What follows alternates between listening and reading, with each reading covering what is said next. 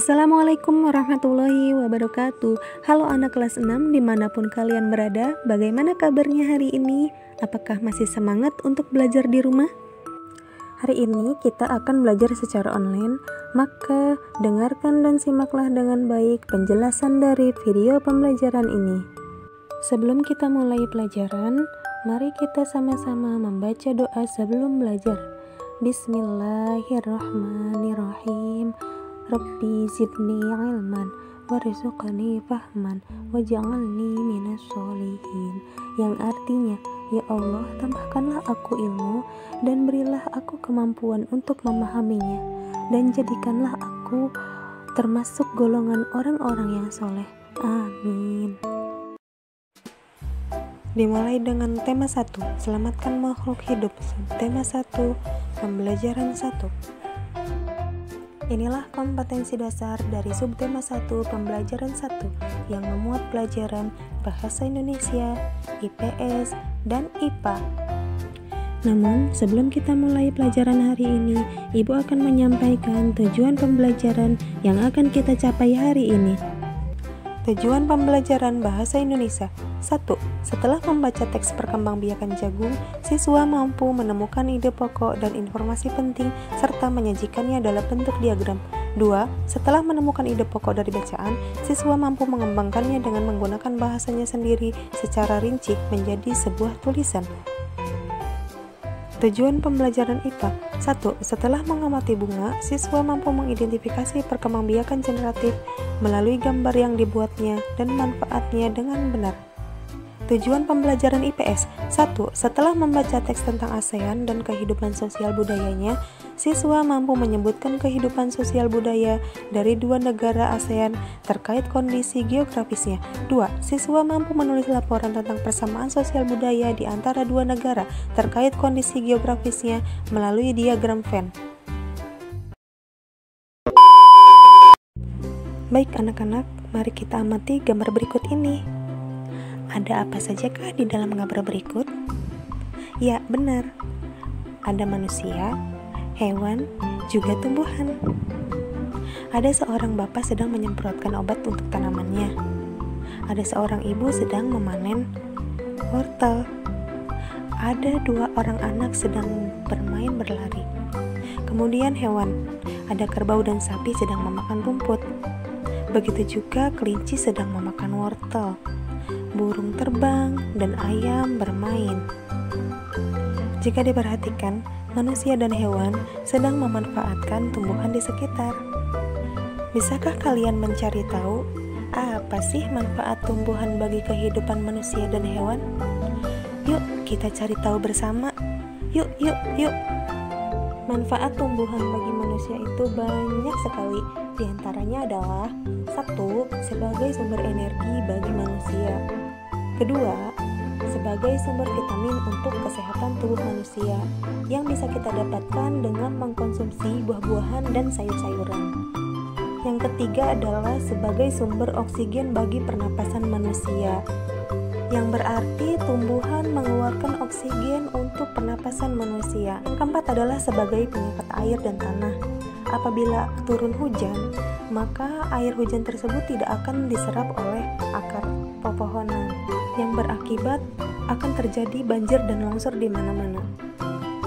Manfaat yang terakhir adalah sebagai peneduh dan untuk memperindah kehidupan di bumi. Apabila tidak ada pepohonan, bunga-bunga, dan tumbuhan yang lainnya, maka kehidupan di bumi ini akan panas dan sangat gersang. Dan akhirnya semua kehidupan di bumi akan musnah. Nah, itulah tadi manfaat tumbuhan bagi kita. Selanjutnya, muatan bahasa Indonesia. Baik anak-anak, bacalah bacaan berikut yang berjudul Bagaimana Jagung Berkembang Biak. Supaya lebih jelas, bacalah di buku paket tema 1 yang sudah Ibu berikan ya. Dalam bacaan tersebut, ada sebanyak 5 paragraf. Nah, dari setiap paragrafnya, carilah ide pokok dari paragraf tersebut. Bagi anak-anak yang belum tahu apa itu ide pokok, berikut penjelasannya. Ide pokok adalah ide atau gagasan yang menjadi pokok pengembangan paragraf. letaknya ide pokok ini ada di dalam kalimat utama. Dan kalimat utama itu ada yang terletak di awal yang dinamakan deduktif, atau yang di akhir yang dinamakan induktif, dan ada yang di awal dan di akhir yaitu deduktif induktif.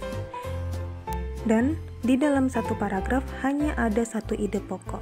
Supaya lebih jelas, mari kita perhatikan contoh berikut. Perhatikan juga tanda bacanya ya. Hasil laut seperti karang, teripang, dan kepiting adalah barang ekspor. Karena itu, nelayan kita harus sangat terampil dalam menanam dan memanen hasil laut ini. Sehingga tidak ada makanan laut dari luar negeri yang mencapai Indonesia. Generasi muda harus memikirkan perkembangan laut. Jangan mengambil pandangan bahwa laut itu menakutkan, tetapi harus sebaliknya, laut adalah teman. Pertanyaannya adalah, ide utama atau ide pokok paragraf itu adalah A. Budaya laut harus diajarkan sejak dini. B. Laut adalah sahabat sejati manusia. C. Laut dan isinya harus disimpan dalam pembangunan. D. Produk maritim adalah barang ekspor. Sebelum menjawab, perhatikan tanda baca pada bacaan tersebut.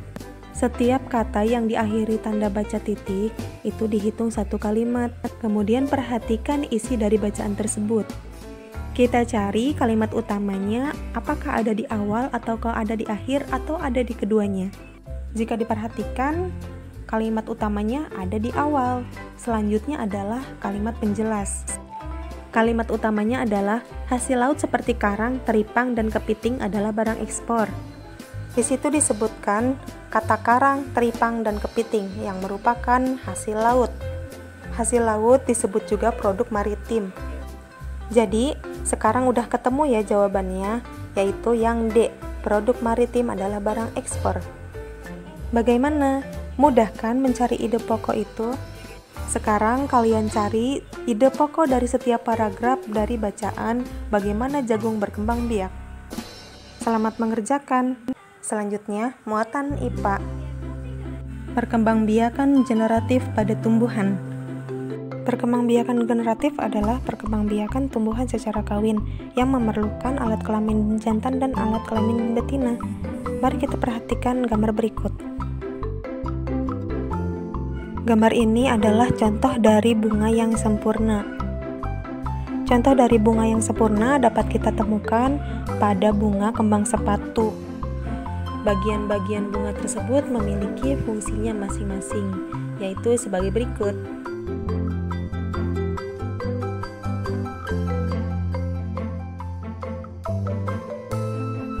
Perkembangbiakan generatif mempunyai manfaat yang banyak, yaitu mempunyai sistem akar yang kuat, menghasilkan varian-varian baru, menghasilkan buah tanpa biji, dan memiliki kemampuan adaptasi yang sangat tinggi. Kita lanjut ke muatan IPS. Oke kelas, pernahkah kalian melihat lambang ini? Ya, ini adalah lambang dari bendera ASEAN. Apa sih ASEAN itu? ASEAN singkatan dari Association of Southeast Asian Nations, adalah sebuah organisasi internasional yang beranggotakan negara-negara yang ada di kawasan Asia Tenggara. Negara-negara mana sajakah itu? Apakah kalian tahu? Inilah negara-negara yang termasuk dalam organisasi ASEAN. ASEAN dibentuk pada tahun 1967 berdasarkan Deklarasi Bangkok. Negara-negara yang pertama kali bergabung adalah Indonesia, Malaysia, Thailand, Singapura, dan Filipina. Selanjutnya, kehidupan sosial budaya masyarakat ASEAN. Pertama, Brunei Darussalam. Kedua, Malaysia. Ketiga, Filipina. Keempat, Kamboja. Kelima, Myanmar. Keenam, Vietnam. Ketujuh, Laos. 8. Singapura. 9. Thailand. 10. Indonesia. Untuk negara kita, yaitu Indonesia, Mari kita cari tahu bersama bagaimana kehidupan sosial budayanya di masyarakat. Tentunya sesuai dengan daerahnya masing-masing ya. Karena kita beragam suku, bahasa, dan budaya. Baik anak-anak, selesai sudah pelajaran kita hari ini. Semoga bermanfaat ya. Kita tutup dengan doa kafaratul majlis. Bismillahirrahmanirrahim. Subhanakallahumma wa bihamdika asyhadu alla ilaha illa anta astaghfiruka wa atubu ilaik.